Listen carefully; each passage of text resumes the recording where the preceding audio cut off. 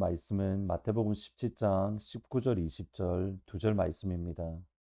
이때 제자들이 조용히 예수께 나와 이르되 우리는 어찌하여 쫓아내지 못하였나이까.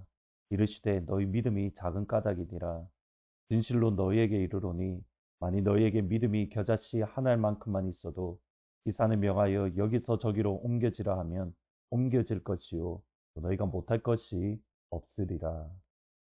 변화산에 올라가셨을 때 예수님의 옷이 광채가 나고 그 옷이 세상에 있을 수 없을 만큼 희어졌습니다. 예수님이 변화되셨을 때에 모세와 엘리야가 예수님 나타나서 예수님과 더불어 대화, 말씀을 나누셨습니다. 예수님이 변화되었을 때라는 표현이 중요합니다. 말 그대로 예수님이 하나님의 아들 되심을, 예수님의 하나님 되심의 영광스러운 모습을 제자들에게 그 맛을, 그 모습을 보여주셨습니다. 그때의 반응은 두려움입니다. 자기들이 무슨 말을 하는지조차 알지 못하는 정도로 몹시 심히 두려워하는 무서움. 하나님을 만났을 때의 우리의 반응은, 우리의 모습은 사실 이겁니다. 내가 무슨 말을 하는지조차 알지 못하는 두려움, 무서움. 그때 제자들은 예수님을 향하여 토막을 짓겠다라고 고백합니다. 17장 4절에 보시면 베드로가 예수께 여쭈어 이르되 주여 우리가 여기 있는 것이 좋사오니 만일 주께서 원하시면 내가 여기서 초막 셋을 짓되 하나는 주님을 위하여, 하나는 모세를 위하여, 하나는 엘리야를 위하여 하리이다. 예수님을 위하여 초막을 짓겠다라고 말한 베드로의 말 속에 어느 것 하나 잘못된 것이 없습니다. 아니 오히려 칭찬받아야 될 모습입니다. 이스라엘 백성들은 출애굽 애굽에서 나온 이후에 광야에서 텐트 곧 초막을 치며 살았습니다. 그 결정체가 모세를 통해서 세웠던 하나님이 예배하는 성막입니다. 예수님 당시에 유대인들은 제2의 출애굽, 그러니까 로마로부터 구원되는, 로마로부터 해방되는 두 번째 출애굽이 있을 것이다. 여기에 대한 기대와 소망이 있었습니다. 그때에, 그러니까 제2의 출애굽, 로마로부터 구원을 얻으면 광야 생활에처럼 초막을 짓고 또 살아가야 된다라고 생각을 했던 겁니다. 성막 같은 하나님의 성전이 완성되어야 되는 겁니다. 그래서 당시 유대인들의 글을 보면 하나님이 두 번째 출애굽을 이루실 때에 경건한 유대인들을 향하여 너희들은 초막을 지어야 된다라고 명령을 하고 있습니다. 이런 배경에서 제자들이 베드로가 예수님을 위하여 초막을 짓겠다라는 이 말은 하나님께서 유다 백성을 구원하시겠다라는 그 약속을 이루어 보려는 베드로의 선한 열심, 베드로의 열정에서 나온 말이다. 그렇게 학자들은 평가합니다. 그러니까 단순히 변화되신 예수님과 엘리야와 모세를 바라보며 그것이 좋아서 초막을 짓겠다. 그냥 우리가 이곳에 있겠다. 그렇게 말한 것이 아닙니다. 오래전에 약속하셨던 두 번째 출애굽, 그 회복을 이루어 보려는 열심히 초막셋을 짓되 하나는 예수님을 위하여, 하나는 엘리야를 위하여, 하나는 모세를 위해서 짓겠습니다. 잘못된 것이 전혀 없습니다. 하나님의 나라를 위한 선한 열심이고 선한 의도입니다. 그럼에도 베드로가 산 위에서 초막을 짓는 것은 하나님이 기뻐하시는 일이 아닙니다. 5절에 보시면 말할 때에 호련히 빛난 구름이 그들을 덮으며 구름 속에서 소리가 나서 이르시되 이는 내 사랑하는 아들이요 내 기뻐하는 자니 이는 그의 말을 들으라 하시는지라. 예수님을 위하여 초막을 짓는 것이 아니라 하나님의 아들이신 예수님께 순종하는 것. 순종이 예수님을 향한 최고의 선물이고 또 하나님의 나라를 이어감에 있어서, 나라를 이루어감에 있어서 최고의 배려가 되어지는 겁니다. 순종이 대사보다 낫고 듣는 것이 순양의 기름보다 낫다. 하나님의 아들 되시는 예수님을 인정하는 것은 초막을 짓는 것이 아니라 예수님께 순종하는 겁니다. 여기서 기억하셔야 됩니다. 순종은 두 가지로 표현이 됩니다. 첫 번째로는 자기를 부인하고 자기 십자가를 지고 예수님을 따르는 것. 곧 정말 하기 싫은데 하나님의 말씀이 하라고 하시니 그것에 순종하며 하는 것. 정말 그 자리에 서기 싫은데 하나님의 말씀이 그 자리에 서라고 명령하시니 그 자리에 서는 것. 하기 싫은데 하는 것이 순종입니다. 근데 또 다른 순종이 있습니다. 그것이 오늘 본문의 말씀입니다. 예수님을 위해서 초막을 지어드리고 싶은 마음, 그 소망, 그것은 전혀 문제될 것이 없습니다. 주님을 위한 순전한 순수한 마음입니다. 그럼에도 예수님을 위하여 초막을 짓는 것은 하나님이 예수님의 말씀과 어긋나는 것이기에 내가 너무 하고 싶은 것이나 하지 않는 것, 그것이 순종의 또 다른 모습입니다. 하고 싶은데 하지 않는 것, 누가 보더라도 그것이 예수님을 위한 것이고 교회를 위한 것인데, 그러나 하나님이 하지 말라고 하시니, 예수님이 하지 말라고 하시니 거기에 순종하는 것. 하기 싫은데 하는 것이 순종이고, 하고 싶은데 하지 않는 것이 순종이고, 순종은 두 가지 모습으로 나타나는 겁니다. 그리고 나서 제자들이 산 밑에 내려왔을 때에 일어났던 사건입니다. 언젠가 김동호 목사님이 이 본문으로 말씀을 전하셨는데, 제목이 가만히 있으면 믿음은 반전된다. 사실 이 제목 자체가 저에게 큰 충격이었습니다. 제자들은 이미 귀신을 쫓아내었고 병자를 고쳤고 하나님 나라의 기적을 경험했습니다. 많은 귀신들을 쫓아내며 병자를 치료하고 그들의 전도 사역을 통해서 하나님의 나라가 이미 임했습니다. 그런데 오늘 17장에 와서는 제자들이 더 이상 귀신을 쫓아내지 못합니다. 병자를 치료하지 못합니다. 이유는 그들의 믿음이 반전되었기 때문에. 그 사이에 어떤 제자들은 죄를 짓지 않았습니다. 제자들은 가만히 있었습니다. 가만히 있는데 그들의 믿음이 방전되어서 귀신 들린 아이를 치료하지 못하고 회복치 못하고 그를 붙들어 주지 못하는 것, 이것이 지금 제자들의 모습이라는 겁니다. 여기에 한 가지 더 의문이 생깁니다. 제자들의 믿음이 방전되었습니다. 근데 동일한 말씀인 마가복음을 보면 왜 제자들의 믿음이 방전되었냐면 기도하지 않았기 때문입니다. 기도 외에는 이런 유가 나갈 수 없다. 다르게 말하면 너희들이 기도하지 않았기 때문에 그때는 고쳤지만 지금은 치료할 수 없어. 그런데 불쑥 이러한 생각이 듭니다. 지금 제자들이 예수님과 계속적으로 함께하고 있었습니다. 예수님과 함께하고 있는데 기도하지 않습니다. 기도하지 않으니 예수님과 함께함에도 불구하고 그들의 믿음이 반전되었습니다. 제자들은 예수님의 곁을 떠나지 않았습니다. 끊임없이 생명의 예수님과 함께 했습니다. 그럼에도 제자들의 믿음이 방전된 것은 예수님과 함께하지만 그들은 기도하지 않았기 때문에. 여러분 이해가 되십니까? 예수님이 함께하는데 제자들은 기도하지 않습니다. 기도하지 않으니 그들이 예수님과 함께함에도 그들의 믿음이 방전이 되었던 겁니다. 김유한 목사님이 쓰신 지렁이의 기도라는 책에 나오는 스탠리 존슨이라는 선교사님에 대한 내용입니다. 스탠리 존슨 선교사님은 일평생 인도 선교에 헌신하신 20세기 가장 위대한 선교사님이다라고 불리는 분 중에 한 분입니다. 인도에서는 하나님의 성자로 불렸고 실제 2차례 노벨 평화상의 후보에 오르기까지 했습니다. 그런데 87세였던 1971년에 뇌졸중으로 쓰러져서 바로 바닥에 5시간 쓰러져 계셨습니다. 보스턴의 한 병원에서 수술과 치료를 받게 되신 선교사님은 자신을 치료해주던 의사와 그리고 간호사에게 끊임없이 부탁을 했습니다. 한 가지 부탁이 있습니다. 나를 치료할 때마다 스탠리 존스, 나사렛 예수의 이름으로 명하노니 일어나 걸으라, 이렇게 말해주세요. 의사들이나 간호사들은 사실 속으로 비웃었습니다. 선교사님, 제가 베드로도 아니고 요한도 아니고 목회자도 아닌데 어떻게 그런 말을 선포하겠습니까? 근데 선교사님이 워낙 간절하게 부탁을 하니 어쩔 수 없이 의사와 간호사들이 선교사님을 볼 때마다 스탠리 존스, 나사렛 예수의 이름으로 명하노니 일어나 걸으라.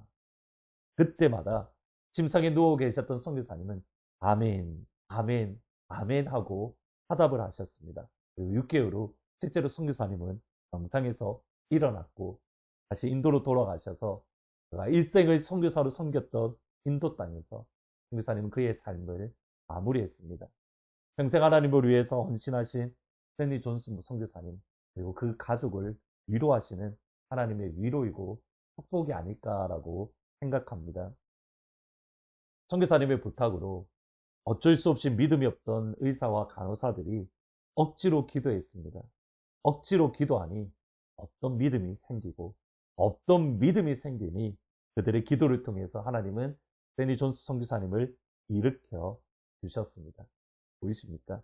예수님과 함께 있어도 기도하지 않는 제자들, 그리고 믿음이 감전된 제자들. 선교사님의 부탁이지만 믿음은 없지만 기도했고, 기도할 때에 그들에게 믿음이 생겼고, 믿음이 생기니 축복이 된 의사와 간호사들. 여러분은 어느 쪽을 선택하시겠습니까? 오늘 저희들이 기도해야 될 내용은 분명합니다. 하나님, 그 믿음으로 저희들이 기도합니다. 우리 앞에 가로막고 있는 것들 예수님의 이름으로 기도합니다. 나사렛 예수의 이름으로 명하노니 일어나 걸으라. 우리가 함께 여러분이 가지고 있는 그런 아픔들, 고민들을 위해서 또 여러분 주위에 있는 또는 여러분의 가족들 가운데 있는 그런 병자들을 병으로 어려움을 겪는 분들을 위해서 기도하시면 좋겠습니다.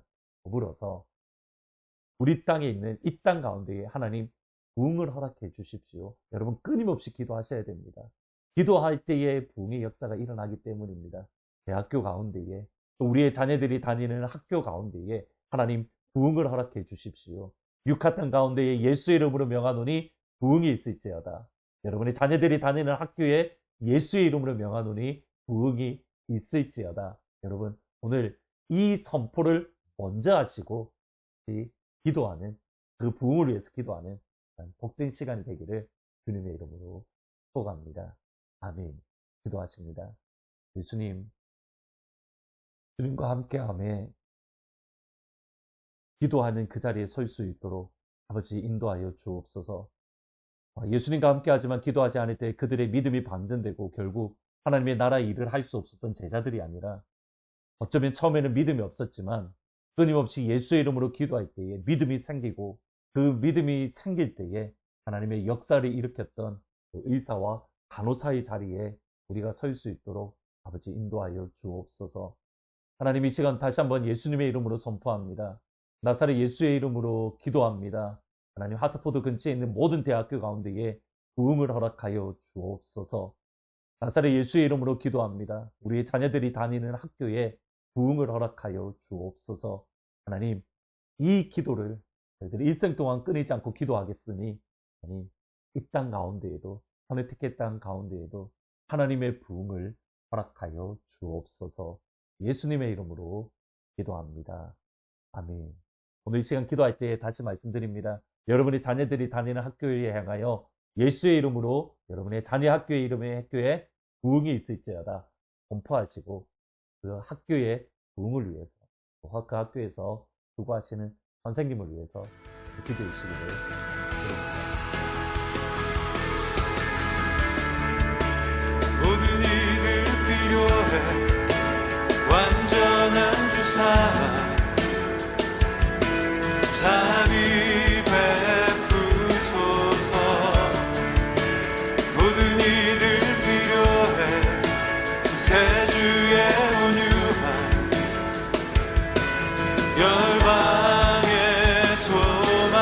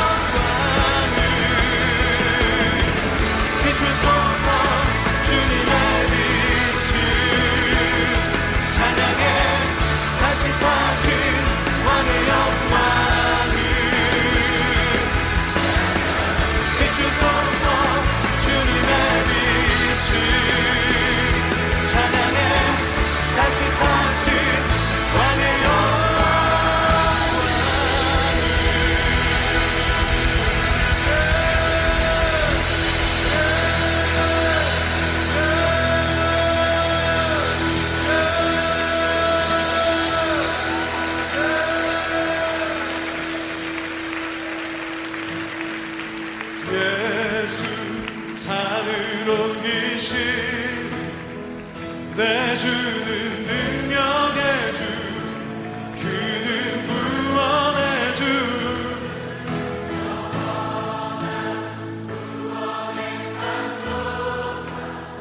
사망을 우리 손 높이 들고 박수 치면서